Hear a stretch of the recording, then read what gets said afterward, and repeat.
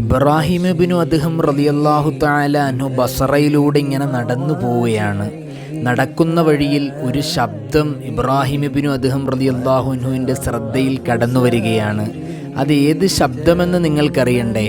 കുറച്ചാളുകൾ ഒരു ഭാഗത്ത് നിന്നുകൊണ്ട്, പടച്ചവനെ, നിന്നോട് ഞങ്ങൾ ദുആ ചെയ്തിട്ട് എന്തേ ഞങ്ങളുടെ ആഗ്രഹങ്ങളൊന്നും സഫലീകരിക്കാത്തത് എന്നുള്ള ഇവരുടെ ഈ തേങ്ങൽ, ഇവരുടെ ഈ വിങ്ങൽ ഇബ്രാഹിം ഇബ്നു അദ്ഹം റളിയല്ലാഹു അൻഹു ശ്രദ്ധിക്കുകയാണ്.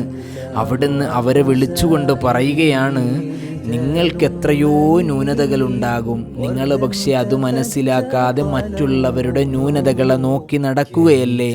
അള്ളാഹു എത്രയോ അനുഗ്രഹങ്ങൾ നിങ്ങൾക്ക് ചെയ്തു തന്നു, പക്ഷേ അതൊന്നും മനസ്സിലാക്കാതെ അള്ളാഹുവിന് നന്ദി ചെയ്യാതെ ജീവിക്കുകയല്ലേ.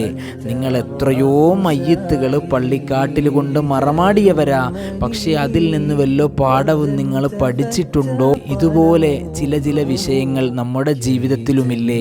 അതൊക്കെ ഒന്ന് തിരുത്തി മാറി പടച്ചവനോടൊന്ന് തേടിയാൽ ഉത്തരമുണ്ടെന്ന് ഇബ്രാഹിം ഇബ്നു അദ്ഹം തങ്ങളുടെ വാക്ക് നമ്മളെ പഠിപ്പിക്കുകയാണ്.